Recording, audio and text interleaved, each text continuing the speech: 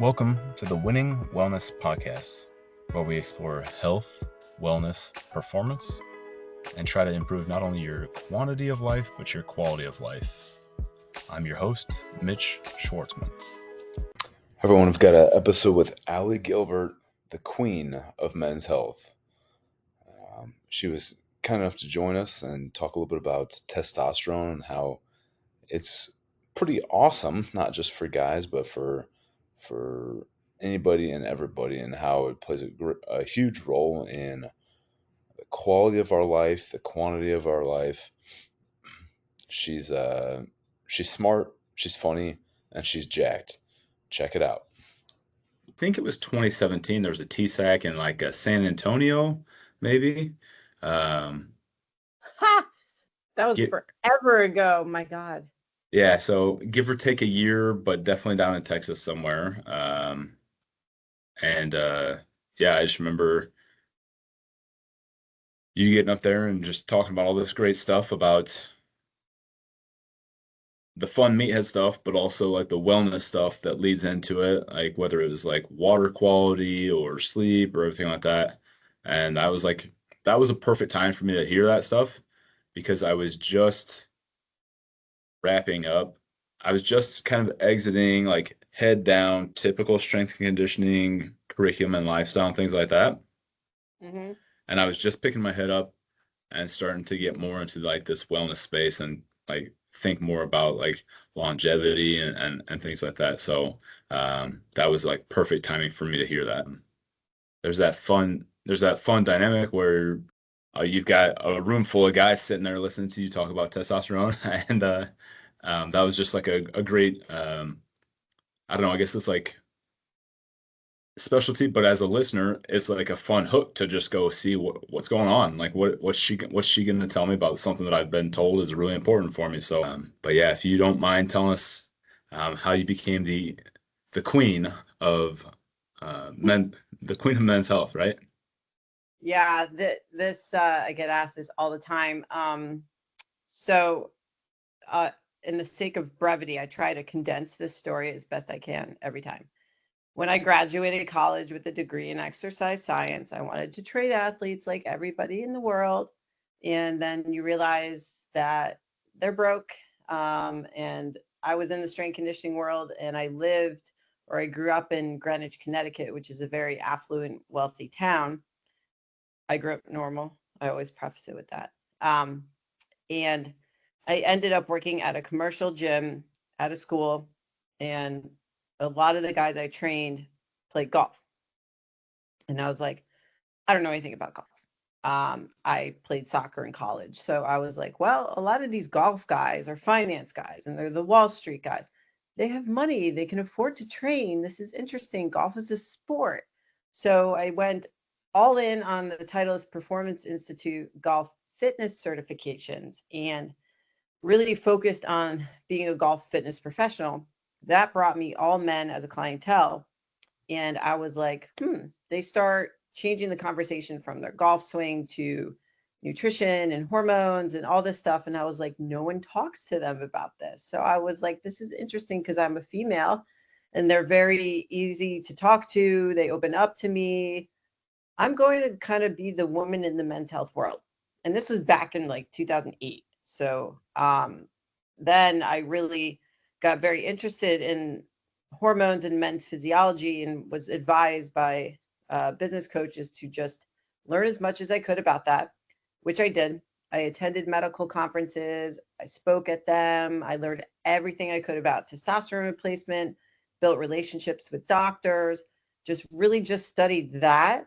And then fast forward to now, my business is fully online. We focus on men's health and we incorporate blood work, hormone optimization, personal development, the nutrition and the fitness and all that stuff to kind of be the full service coaching place for guys who are just confused, lost, stuck, whatever. And we work with mainly CEOs and very high performers. Incredible. So with this testosterone emphasis, maybe we could call it that. Who needs that testosterone optimization? So you have these age range, like maybe 50 and over, or who needs to like take a step back and focus on their testosterone?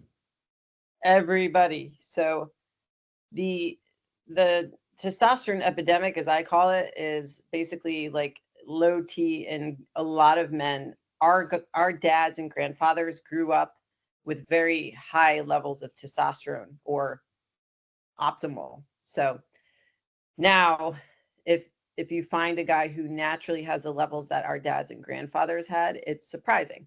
The range for testosterone on labs has been lowered twice in the last few decades because it's satisfying what the normal is, right? So being in this range, it's basically you're an average of all the people in America and their testosterone that they got tested, whether they're overweight, they're sick, they're 70, they're 20, it doesn't matter. So you're looped into this average, and the range is massive. So it used to start at 350 and go to around 1100. And now it starts in the like 160s, 180s up to like 800. So it's really, really bad. And it makes it harder for men to really align what their symptoms are to realizing, oh, this could actually be a low testosterone issue. And instead they get dismissed and told they're fine, you're within range. But normal range is not optimal range, and optimal range is a lot higher. And that's where men tend to feel best. So I feel like I'm almost an advocate for guys, instead of being handed a antidepressant or being told they have ADHD or they're too young or they have a beard or they have kids, they don't need their testosterone checked. I'm like, hell no, you need to find out if you're going to be performing optimally as a man. That's why you get it checked. So it doesn't mean that everyone needs to go on it. A lot of the lifestyle factors are what brings it down in terms of sedentary lifestyle, just obesity is part of that. A lot of the toxic chemicals we're exposed to on a daily basis and all that stuff. But it really comes down to just being healthy. And having a high body fat percentage is going to suppress your testosterone levels. Being lazy, drinking a lot of alcohol, just being metabolically unhealthy is going to lower testosterone levels in guys. So our youngest client that we have on TRT is 27. And this is a problem in guys of all ages. And I've seen men in early 20s where they have test levels of like 180, 200, 220. I was on Dave Tate's Table Talk podcast, and my team clipped a reel where all I said was guys who are under 600 tend to not feel the best typically. And that went viral. It's got almost 1 million views now because there were so many comments of guys who were like, yeah, I'm 30 and my test level was 200 and I was told I was fine. And just tons of stories of that, which is kind of heartbreaking because it's showing this is a problem. Yeah, it's so now that I'm in my mid to late 30s, like I can see, like I know the numbers, like I know that not only my grandfather, uh, my great grandfather and grandfather probably had higher testosterone just naturally than I do. But if you go back a few thousand years, like by now I'm dead. Like they didn't need 36-year-old guys walking around in the caves. You lived and then you died, and like they say that's why we kind of like start decreasing our output. So I'll see like my numbers in the gym starting to trail off a little bit. I'm a little bit older, I'm a little bit lighter, things like that. Um, but for men or women who aren't just tracking and watching their numbers, their powerlifting numbers just slowly drop. You said it's energy, is it mood? Is it what are the things that are really drawing people in? So most guys associate low T with sexual dysfunction because they're like, oh, well, everything downstairs still works, so I must be okay. They ignore what the glaring symptoms are, which are brain fog, inability to just like execute and make decisions.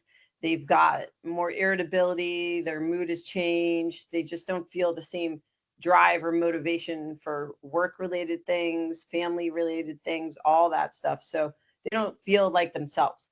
But if everything works, then they're like, I must be fine. So they wouldn't get checked. And that's kind of the biggest thing. A lot of men realize, oh my gosh, I have this incredible brain fog. Like I can't think straight. I'm pushing thoughts through jello. And if you're an executive, you're running a company, you manage a team.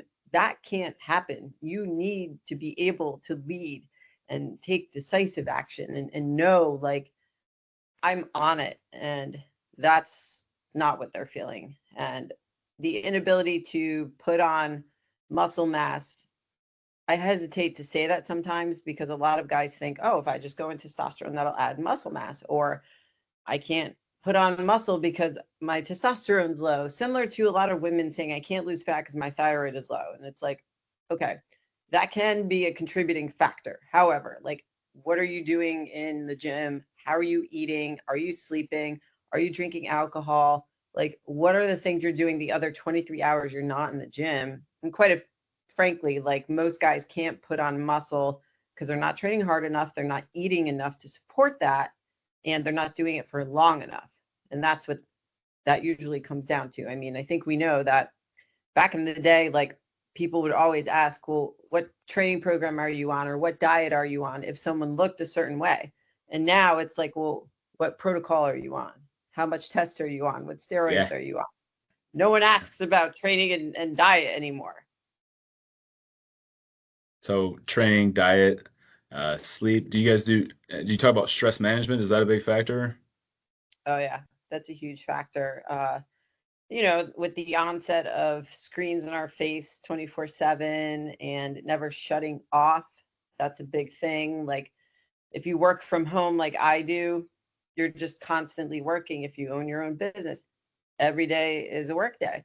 So it's hard to turn it off. And it's really learning how to detach and how to take time for yourself and not get overwhelmed. And it's not so much that you have to eliminate stressors, it's more your reaction to them and how you control them, or manage it in terms of, do you let it really let you spiral, or are you able to stay grounded? You know, having optimal testosterone levels can help you with that and can help with decision making. But if you're running a company and you're always working, then there's always going to be stress. If you have kids, there's stress. So there's different forms of stress. And I always advise people to control what you can. So we can control training, we can control nutrition, kind of can control sleep, but you can't control, like, your kids losing their mind, or, you know, something else happening at work. So those are things that we have to focus on, because, like, overeating, undereating, those are both stressors. Overtraining, undertraining, both stressors. So if we can control those, then we could actually make a lot of great progress, because a lot of guys will train too much, not necessarily hard enough, but they'll train a lot, not realizing they're actually doing damage, because then they're like, well, I feel soft and I feel fat, so now I'm going to cut my calories. So they cut their calories, they increase their training, they don't look any different, they feel softer, and then they're like, well, now I should bulk. So then they eat more, they eat too much, they gain a lot of body fat, and then they're like, well, now I look worse. So then they cut their calories way too hard again, and it's this vicious cycle that happens over and over, and it's bringing them out of that. Because a lot of the times, like, when you have, like, these high level guys that they like intense activities, maybe they came from a CrossFit background, so they associate really intense training with a good workout. And it's like, actually, maybe we need to go more of a bodybuilding style workout and only train 4 days a week, and they lose their mind. So we have them do aerobic work on the other days. So they're doing something because that is healthy for them, and it's something they tend to ignore. But they have to learn that there is a balance when it comes to training, and you can still get a lot of great progress at 3 or 4 days a week. Most of our guys are training 4 days a week. That's really all the stimulus that you need. Yeah. So optimal training, not so much you can't be minimal, you can't be doing nothing and packing on the belly fat and having no muscle, and you can't be the CrossFit star just out in your gym just destroying yourself every day. So with that optimal training, so you're talking about optimal training. How about, you mentioned a couple of times, you mentioned brain fog and decision making skills. Is that a correlation? Is there a causation? Can you talk any more about that? So testosterone is a very sympathetic hormone. So in the sympathetic nervous system, it's like fight or flight, and it's, you know, it gives men what the male features are, like not only physical, but masculine. God forbid that's like a taboo word nowadays. But You're in a safe place. You're in a safe yeah, space. You can say that. masculine features and just the ability to lead. And when they don't have the optimal hormone profile, then it affects everything. So it's not necessarily just testosterone in isolation, but it can be testosterone, DHEA, pregnenolone, thyroid, like they all work together. So just men tend to hyper focus on testosterone alone, and they'll go do like a $30 test off Quest and be like, oh, my testosterone's 500. That's great. That's like, if you're assessing a client, that's like, let me assess your left foot ankle dorsiflexion. That's it. Yeah. Great. That only tells us one piece of the puzzle. Like, it's really not that helpful. So we need to see everything to understand if your test is low, why. If you're dealing with anything else like blood sugar, if you've got some inflammation, do you have high body fat? Okay, that's why some of these markers might be off. How are your neurosteroid hormones? Are those affecting you? Because DHEA and pregnenolone, those can cause a lot of the same symptoms as ADHD. So it's really trying to figure out what is actually going on, and then look at the diet and the training and the sleep and all that stuff. So it's not just like, here's your workout program, here's what you should eat. It gets way more granular than that, because to truly change somebody's physiology for the better and their health, you have to take all of that into account. And we deal with a lot of guys who are on the leader side. So we don't get a lot of obese guys. We got a lot of people who know what to do in the gym. They're familiar with either coaching from being an athlete previously, or they understand how to lift, but they're doing everything that they thought they should. It just isn't what should be done for them. And they're great at executing things in their business, but this is the one area they don't know. And so we kind of become the CEO of their life in that sense.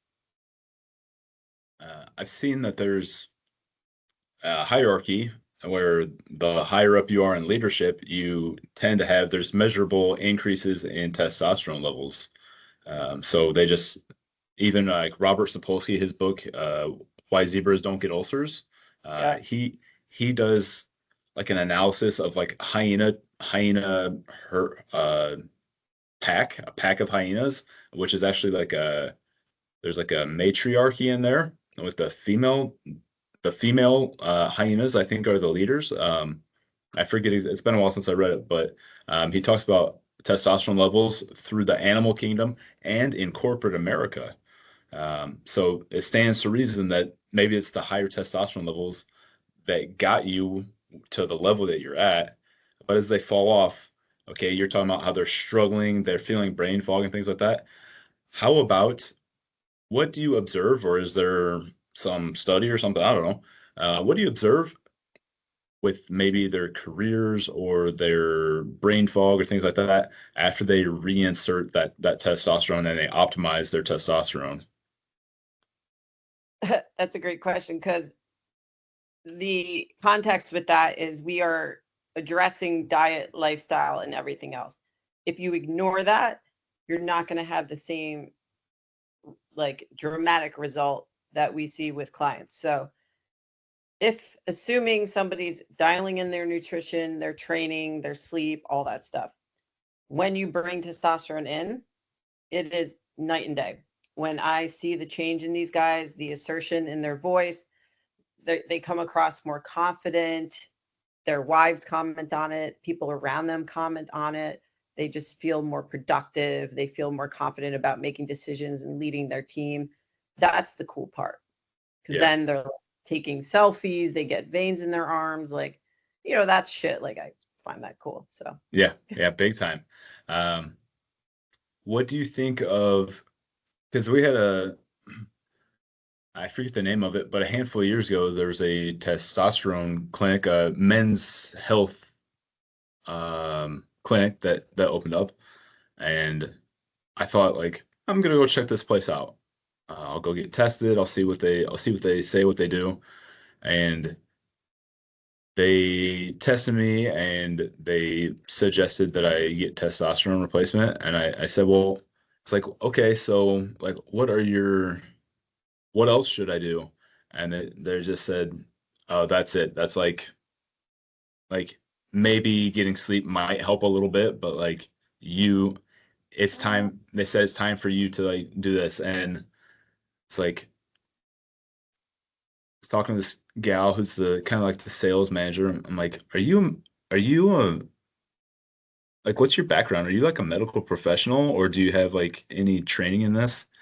And she's just, so what's your, and she did not, but what's your opinion of these clinics where it's a business, there's not much care going on. It's just providing basically the injections and or maybe the what do you call it, the tabs that go in like your butt fat. What are those called? Pellets, the pellets. The pellets, that's it. Yeah. Uh, these clinics are popping up everywhere. I live in Florida now, and they're like every 5 minutes, and everybody's jumping on the TRT telehealth train. And a lot of these places are really horrible, to put it bluntly. So I'm constantly taking guys away from these clinics because they're on very mismanaged protocols and they just don't feel good, and getting them with a competent provider. They tend to give the cookie cutter protocol to everybody. Same with someone going to like an online coach where they get the same workout for everybody.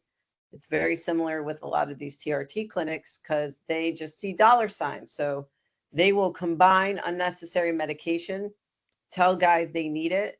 And the genius in marketing is you create a problem someone didn't know they had, and then you sell it to them. And so then they don't know any better to resist what they're being given. And then they get put on these protocols. And this could range from pellet therapy to 1 shot a week, 1 shot every other week, where optimally you want to be doing 2 to 3 injections a week or testosterone cream. That's it. Those are the only delivery methods that have been known to be very effective, very like a good delivery method. And everyone's trying to make all these other delivery methods because you can't patent a hormone that's produced by the body. So pellets, well, those are expensive. And the problem with those is you insert it, and if you gave the same pellet to 5 different guys, they would metabolize it 5 different ways. One of them may feel great for 3 weeks to 4 months. Another person might feel great for 6 months. Somebody else may feel terrible. And the only way to change the dosage, you got to go back in. It's very invasive. Whereas like with a testosterone injection, you can change the dose tomorrow. Yeah. So they tend to prey on men who don't know any better and upsell them on a lot of unnecessary ancillary things. And then they feel terrible. And then they come to me, and then we fix it. And we work with a great telehealth company, Merrick Health. They know how to take these guys from antiquated, terrible protocol, put them on a very competent one, and we get them feeling better, and we get them with people who know what they're doing, and so much better. When you're maybe correcting, or maybe it's a start, or maybe it's a correction of somebody who's already receiving some type of care, is it, are all the decisions based on like the math of their blood work, or is there like a lateral survey of like how you're feeling, and how do you kind of like combine and analyze those things? Most of the clinics that we were just discussing will go based on lab numbers and do things to satisfy lab numbers. We do not. We go based more on symptoms. Lab numbers are helpful, and other lab numbers also come into play, whereas those bad clinics will just look at testosterone numbers and just say, oh, it's too high. We got to lower the dose. Why? You know, if it's over 1,000, some doctors will freak out. We have a lot of guys who they feel good at 1,200, 1,500, 1,700. That's where they feel best. So sometimes that's okay. If they don't have symptoms that would make you think, okay, we do actually have to lower the dose. And what would those symptoms be? If a lot of their blood markers are crazy, if they can't sleep, if they, have, like they always feel like they're on like fight or flight and they can't calm down. But very rarely do we have guys who have that because we actually have them on a good distribution. When you're taking 2 to 3 shots a week, it's a much more stable release pattern because it aligns with what your body does naturally, which is release testosterone every day. So if you're on 1 injection a week or 1 every other week, then you're going to feel good for like a day or 2. And then as that tapers off, you're going to feel horrible until your next shot. So that's kind of how we manage any of that. But we heavily look on symptoms mostly. When you talk about sympathetic versus parasympathetic, and with the idea that if someone's really, really parasympathetic, they're basically depressed. Do you get pretty awesome feedback as far as maybe guys who are having some mental health issues or just being unhappy and just their mood as things improve? And what's the how fast is that turnaround there?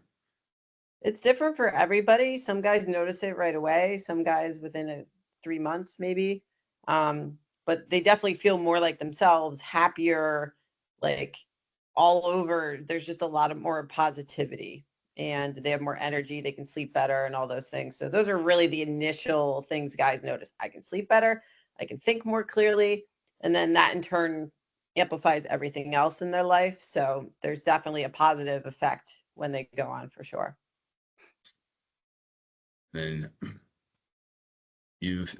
I know I saw you speaking several years ago, and you've continued speaking. I see you all over the internet, and you've got this really awesome Silverback Summit that's going on. I think there's been a few that's been going on for a few years, and there's another one coming up. And this is how much of this is it Silverback as in like gray-haired men, or is it just masculine and dominant and kind of a alpha type of mindset? So the short story behind why the gorilla, basically I decided that the eggplant emoji was a poor representation of guys, and that was really, everyone tied that to that. And I was like, you know what, silverback gorillas are like way more alpha and dominant. They've got the V taper, they've got big glutes. So aside from all the hair, I think guys would rather look like that than a purple eggplant. And my company is Silverback Coaching, so I just like it, and I have a kick-ass logo. It's custom drawn by a guy from Marvel. So the summit I created because I got so sick of all these clinics doing things wrong and all the misinformation out there. Like guys are still being told things that are wrong about TRT, fitness, nutrition. I mean, it's the internet. Like one day you can eat this, the next day it's bad for you. So it's like people are so confused. I was like, there's so many events and conferences and everything for women's health, but there's nothing for men. And I've attended the medical conferences. Those are boring and they're restricted by what they can talk about. I'm going to just create my own event, bring fitness, nutrition, business, and my top TRT practitioners that I trust in one room so that we can get the answers that guys are seeking, they can get the truth, and they can feel understood. Because when you go in this room, you're like, okay, the guys in here get me. That is literally what they said. This is our 3rd year doing it. And we have so many medical practitioners that attend as well, because they're like, you guys are doing it the right way. I need to learn from you. So we have coaches, we have medical practitioners, we've got fitness enthusiasts who just tell me the truth. What should I actually do? Where am I going? What type of doctor should I be with? All that stuff. So it's basically like a party with men's health education. Nice. And then one thing I really don't want to skip over this one, talking about so much great stuff. For me, again, I've had my years of stereotypical strength and conditioning for athletes. But this is the Winning Wellness Podcast. I have a mindset for wellness. This is what I research. I work with clients who are into golf. They're older, all that good stuff. One thing that I was surprised about that nobody really talks about, and maybe you can comment on this, maybe I've been misinformed. So as a younger lifter, I enjoyed the challenge. I didn't feel the need to dabble with any testosterone. Just I enjoyed lifting the natural way and just seeing what my body could do with habit adjustment and training and nutrition. And thought I was going to face old age the same way, because I thought, well, I'll take care of myself and I'll try to make the best decisions I can. And then I started reading a little bit more about how testosterone, as it dips, your chances for disease can actually rise. And so you lose your, it's not about bicep, well, it's a little bit about bicep veins, but it's not always about bicep veins and pec muscles. Um, both great things, but actually I could lose my health as my testosterone dips. And nobody bats an eye when our ladies go through menopause and maybe get some hormone therapy after that. But everybody kind of rolls their eyes when the guys, oh, he just can't handle, getting older and having a bit of a belly and stuff like that. Like he wants to think he's like 25 again. So can you maybe talk about the disease and that mindset as far as just how it's actually just healthy for us? If I could read all the comments in some of my reels where guys are like, just eat clean and train and it'll take care of everything. I'm like, yeah, if it only worked that way, except it doesn't. But yes, having low testosterone puts you at a higher risk of all-cause mortality, including prostate cancer, including heart attacks, including degenerative diseases. So all those myths and misconceptions that testosterone causes prostate cancer, causes heart attacks, all these bad things, that's been refuted. There are tons of studies now showing having low T can make you more susceptible to cardiovascular risks. Same with prostate cancer. Tons of studies. And I put them up on all my lectures where I show them and they're just like bam, bam, bam on the slides. And people, comment on like that poorly because there's so many stigmas attached to it. Like you said, with menopause and going on HRT, no one really cares. But as soon as something comes in a needle, must be steroids. That's part of the stigma with testosterone. It stems from the Steroid Act in the 90s, and it's an anabolic. So it's not like, oh, if I go inject estrogen, I'm going to, gain muscle. So because it's perceived as that, that's why the stigmas are attached to it, and it's guys are taking steroids. I posted a reel on Jeff Bezos Saturday showing, his dramatic transformation. He has a good physique for somebody now. I think a lot of people would like to look like him. He doesn't look like a bodybuilder. He's not absolutely shredded. But I pointed out that being a CEO and having a fit body, that is like the new flex, because you can buy the cars, you can buy the watches, you can't buy abs, you can't buy muscle, you can't buy any of that. So it shows discipline, it shows character in how you take care of yourself, what you prioritize, which is your health. It shows work ethic. So all the comments on there, well, he's on GH and testosterone and steroids. And I was like, if he was on a bunch of steroids, he'd look way better than this. And people are like, nope, he's on tons of anabolics and blah, blah, blah. And it just shows that people know nothing about what they're talking about, number one. Number two, they're all offering excuses as to why they can't get themselves in shape, because they're like, oh, he has private chefs, he has yachts. I don't know what a yacht has to do with your physique, but apparently something. He has access to anything and blah, blah, blah. And I'm like, okay, first of all, I know people who have none of that and they look amazing. I know people who are in prison, or I don't know people who are in prison, but people in prison, they're pretty fit. I know people who are broke and they still are fit. You don't need any of that to look this way.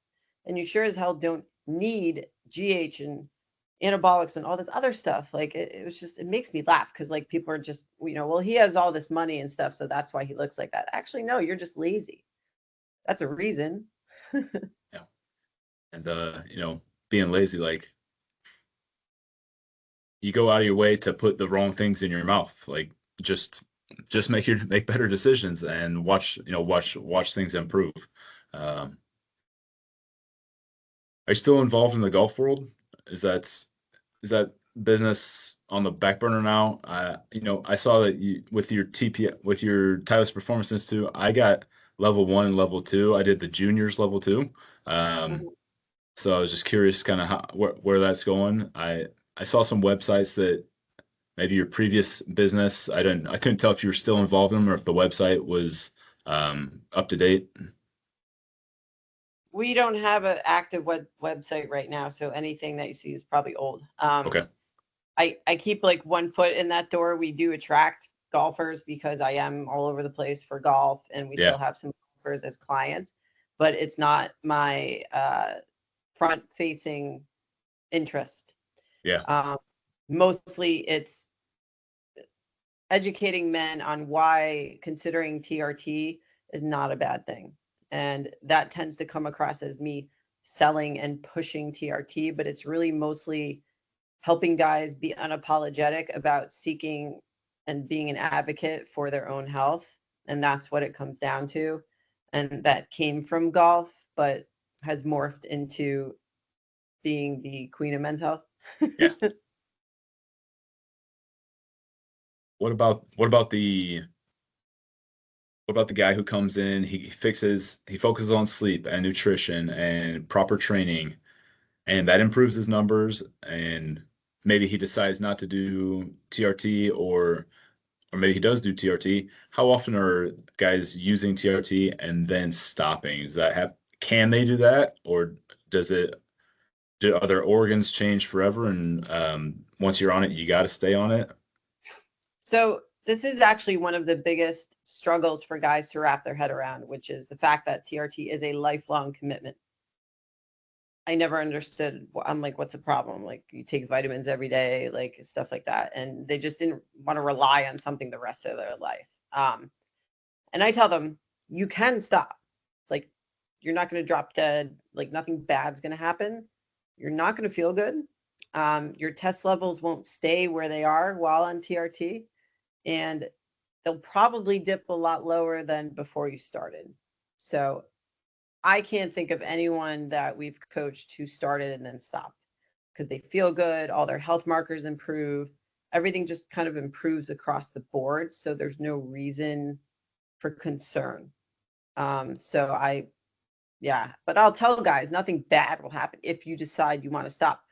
Where guys don't feel so great or may report they don't feel great on it is because they're on a very bad protocol or other medications they don't need that are contributing to them not feeling so hot.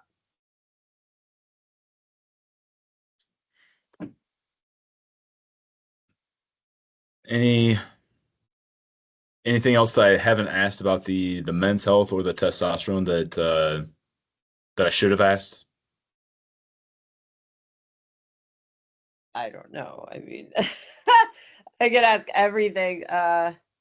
We covered a lot. I mean, basically, like, if somebody is considering that they might have low T, what is the next step? It's to get blood work done, because you do need to get labs done just to see where you're at. And even if you don't have symptoms, it's a good idea to get blood work done just to compare for when you get it done next.